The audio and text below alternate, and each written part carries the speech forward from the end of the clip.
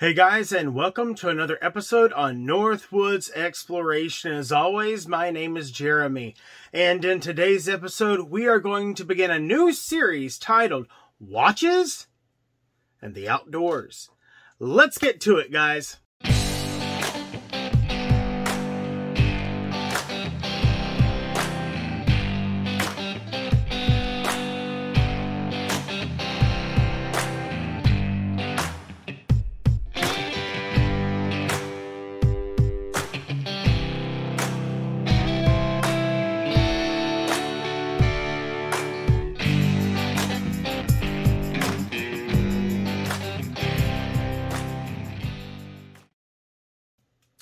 Alright guys, so as I said, we're beginning a new series today titled Watches and the Outdoors.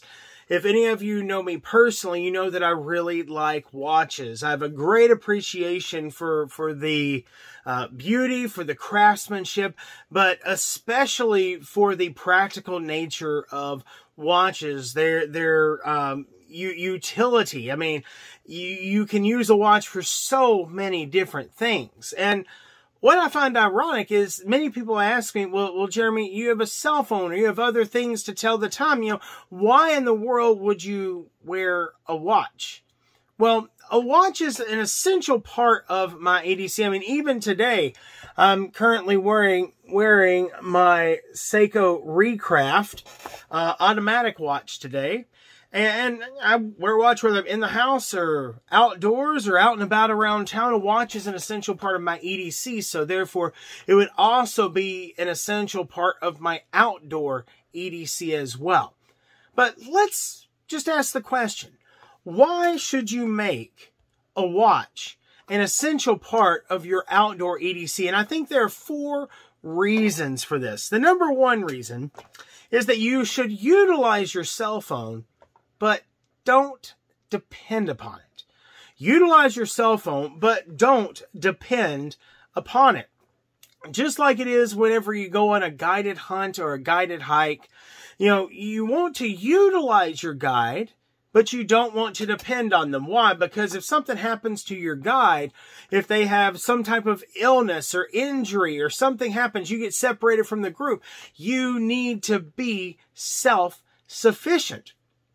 And the same thing is true when it comes to utilizing a watch in your outdoor EDC. I mean, think about it this way. How much longer is your battery going to last on your watch versus your cell phone? A lot of people think, well, I'll just take my cell phone with me and I don't need to carry a watch. Okay, but you get lost. You've used your cell phone all day and your battery is getting low. I mean, I'll be honest, I utilize my cell phone when I'm in the woods. When I'm hiking, I use the Onyx Backcountry app. And when I'm hunting, I use the Onyx Hunting app. By the way, Onyx, if you're watching this video, I'll take a phone call or an email. Just saying. But I'm not sponsored by those guys, but I love their products and I use their products. Why? Because they're useful. So I do utilize my cell phone, but I also understand that if I get lost, then my phone battery is going to die a long time before my watch battery is going to die. And so utilize your cell phone, but don't necessarily depend upon it. And this leads me to the second reason, and that is you can determine your direction. You can determine your direction by using your watch. For example, one of the watches I like to wear in the woods quite frequently is a G-Shock GW9400. This watch has a barometer and an altimeter. It has a thermometer and it has a compass on it. And that compass, by the way, has saved my life. That's a story for another time. But this watch allows me to use it as a compass. But even if you have a $40 to $50 watch like this Timex Expedition Scout, you can also use an analog watch to determine your direction, even if you don't have a compass. So you can use it to determine your direction. But thirdly, the more tools you have, the more resources you have at your disposal. More tools equals more resources. I think Napoleon put it best in one of his military maxims. He said, when you decide to go to war, bring your whole army with you, dispense with nothing. because you never know when a single battalion will win you the day. And I think that's a very, very true and honest sentiment. When you go out in the woods, you don't know what's going to happen. You might get lost. You might have an injury. You might have someone that you're hiking or hunting with that gets injured. You might have something that goes wrong. You never know what you're going to possibly encounter. And so the more tools you have, the more resources you have at your disposal. This is one of the reasons why Dave Canterbury, not only in his lectures, but also in his books, he talks about carrying tool heavy. And so it's very important to do so. But all of this actually leads to the fourth point, which is hands down, bar none, the most important reason to carry a watch in the woods. And that is it helps you make time-critical decisions. A watch can help you make time-critical decisions. And folks, I can tell you firsthand that that's the case. Great example, about 6 or 7 years ago, I'm riding my ATV on a late winter day. I'm going out to into the middle of these two lakes. You know, there's like a little campground in the center, and there's a little overlook over here. Well, I turn off and sling, my ATV goes down into 3 feet of snow. I'm stuck. Completely stuck. I look at my cell phone. I have 14% battery life left. Look at my watch. Look at the time. It's 3:30. I know I'm not going to get reception unless I climb the hill that is between me and the cell phone tower that's to my north. So to conserve battery power, I shut off my phone. I look at my watch and I say, okay, I got 1 hour. If I'm not out by 4:30, I have got to stop what I'm doing, and I've got to basically accept the fact that I'm not going home that night. And that's exactly what I did. I worked feverishly for an hour. I know the whole thing of if you sweat, you die kind of deal, but I didn't care. I wasn't thinking about that. I honestly thought I was going to be going home that night. But I couldn't get my ATV moved. I couldn't get it dug out enough, and I couldn't get my winch to the nearest tree to pull myself out. So when I looked down at my watch and I realized it was 4:30, I knew I had to stop what I'm doing. And what I did was I dug a snow tunnel underneath my ATV, cut some spruce boughs, made a bed, took the tarp that I had in my emergency pack that I always carried with me when I go out ATV, and put it over the ATV to hold the heat in, blocked the wind, made a door out of spruce boughs with some spruce boughs and paracord, and gathered firewood and sailed in for the night. Folks, what would have happened if my cell phone had died and I had no idea what time it was? I could have ended up working all the way until dark, where I'm having to do that as temperatures are dropping. Light is going away. Having a watch helped me make time-critical decisions. So, those are the 4 reasons why I prefer to make a watch an essential part of my outdoor EDC. I'm willing to utilize my cell phone, but I'm not going to depend on it. Oh, a watch can also help me determine my direction. Thirdly, the more tools I carry, the more resources I have. And then finally, and most importantly, it helps me make time-critical decisions. So, with that out of the way, let's talk actually about this whole series. This idea of watches and the outdoors. So when it comes to the watches that I'm going to talk about in this series, there are 3 caveats, if you will. 3, as Paul Harrell would say, yeah, buts, to the watches that I'm going to talk about. 3 caveats, 3 yeah, buts, if you will, about these watches that I'm going to talk about. The first is that I'm only going to use affordable watches. I am only going to use affordable watches, and I have affordable in quotations because I understand the term affordable is very relative. To a super rich person, $5,000 is an affordable watch. To some people, $1,000 or less is an affordable watch. To me, being a working man, I think that $500 and under is an affordable watch. And that doesn't mean that I can go out and buy a $500 watch right now. No, I'm saving up right now to buy a Seiko King Turtle. That's what I want to be my ultimate dive watch, the ultimate backup to my dive computer. Can I go out and buy that? It's a $500 watch. Nope, I can't. But I can save up for several months and buy it. In other words, by affordable, what I mean is not that you can go out and buy it right now, but that it is, over the course of time, obtainable for you to purchase. And I'll be honest, most of these watches, in fact, with the exception of 2 of these watches are generally, I think, $100 to $150 and under. In fact, most of these watches are less than $100.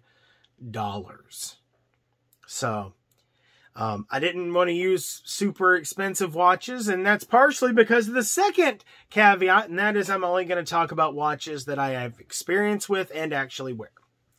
If I don't own it, if I don't wear it, it's not in this discussion. Why? Because I can't speak authoritatively about it. I'm not saying brands like Rolex and Tudor, or even something like a Hamilton khaki field watch, which is an industry standard, has been for a very long time. Great watch.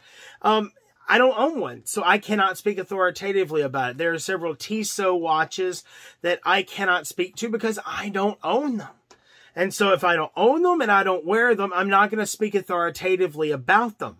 So they're not going to be on this list. And then finally, the final caveat is that there are no dress watches on this list. None. So what that means is this little handy dandy Seiko Recraft, not on the list.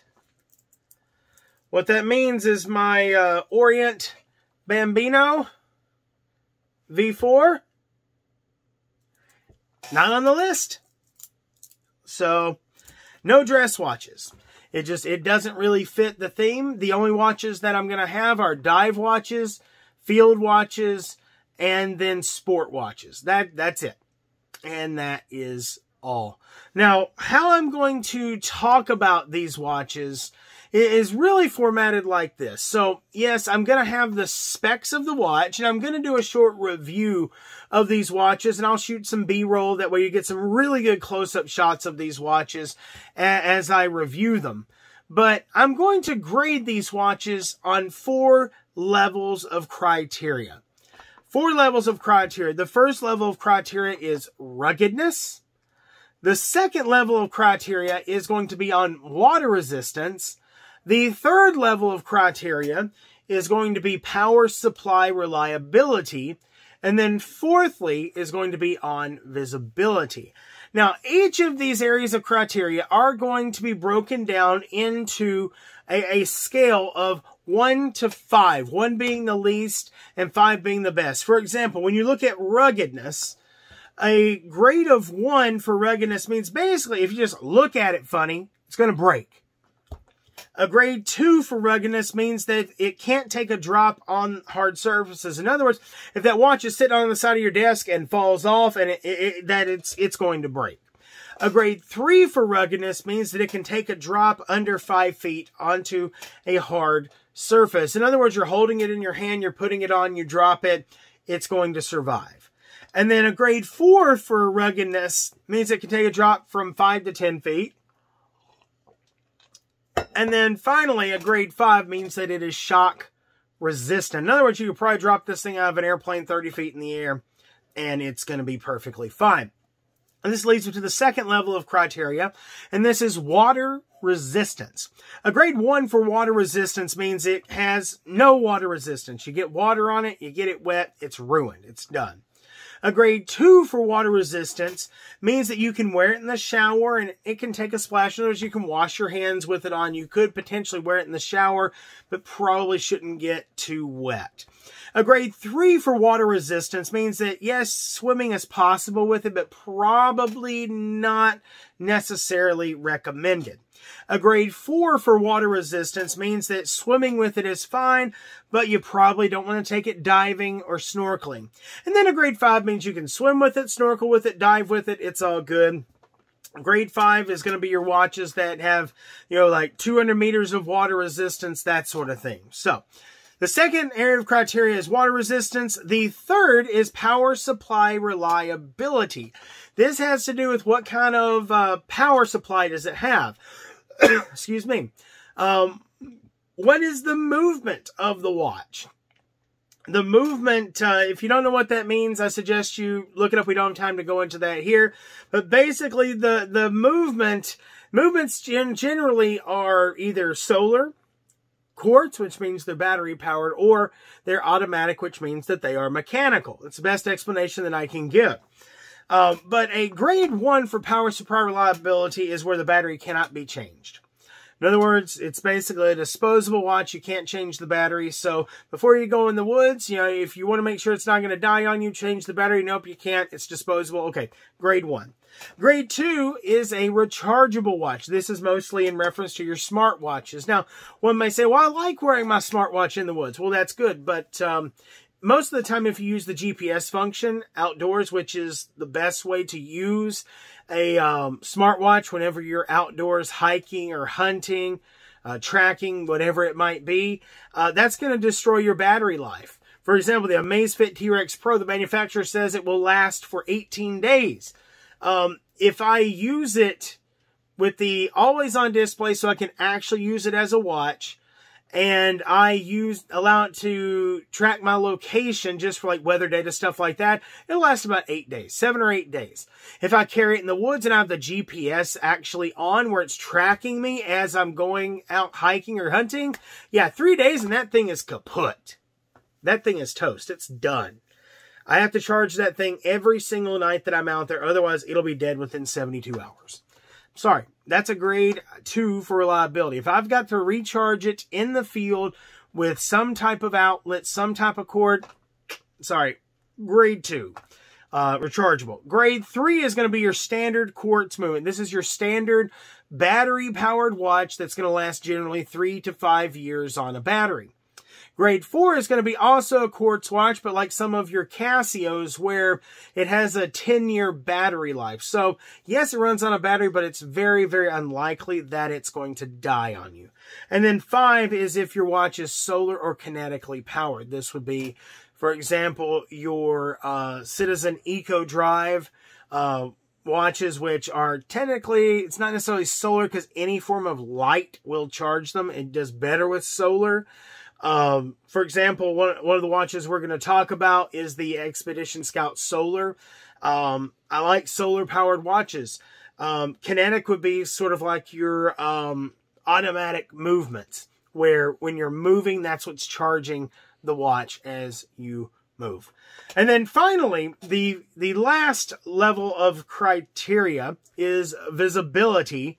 And a grade 1 for visibility if it has no loom or no backlight. You say, well, Jeremy, what's a loom? Well, for those of you that aren't familiar with watch terminology, and I would suggest a video by Teddy Baldessar on, I think it's like 75 watch terms that you need to know if you're going to be into watches. Great video. Helped me learn a lot several years back. But the loom, if you ever looked at a watch and the hands glow in the dark, or you have the little number markings that glow in the dark, that is a watch's loom, that part that glows. If it doesn't have a loom, it doesn't have a powered backlight, grade 1.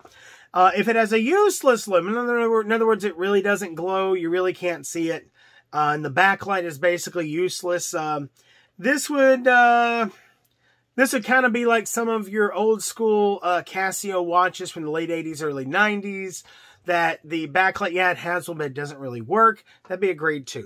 Grade 3 for visibility is a loom, excuse me, is a loom that lasts less than 60 minutes, or it has an insufficient backlight. A great example of this would be certain lower-end dive watches, such as one watch I'm not reviewing here, but I do have experience with, is the Invicta Pro Diver. I don't like the loom. It doesn't even last 30 minutes hardly. It's not a good loom at all. An example of an insufficient backlight would be something kind of like a Casio Forester. You know, it has a backlight, but it's just a little light bulb kind of on the side that it's kind of hard to see, kind of hard to read. So that'd be a grade 3. Grade 4 for visibility would be the lume lasts 1 to 3 hours, which is fairly decent. And it has a sufficient backlight. This would be something like one of the watches that we're going to look at here in our first video when we begin actually looking at the watches, the Casio MDV 106, the Duro. Has a lume that'll last 1 to 3 hours. Very visible. I like it. And then a backlight that is sufficient would be something like the G-Shock GBA 900. It has a backlight that, okay, it will illuminate the hands, which is really smart because the hands have lume. And then there's a little digital dial that you can see as well. And then finally, on grade 5 would be where the lume lasts more than 3 hours, or it has a power backlight such as Indiglo, something of that nature. Now, as far as the watches that are on this list, the first one that we're going to look at is the Casio MDV 106, aka the Casio Duro. The second watch that we are going to look at in this series is the Citizen Eco Drive Pro Master. This is a dive watch by Citizen. Currently, this is my backup dive watch to my dive computer. Third video is going to be on the Expedition, or Timex Expedition Scout. This is a field watch. It was one of the first outdoor watches that I ever purchased, and you will notice that for sure when you actually see video and pictures of how beat up that watch is. In fact, the crystal is cracked. That was from where I fell down, fell down the side of a 30-foot ridge last spring. So the fourth video is going to be the Timex Expedition Solar. It's basically the Expedition Scout's little brother, but it's solar powered instead of quartz. And then I looked at my G-Shocks and I thought, what G-Shocks would be the best to recommend for the outdoors of the ones that I own and like?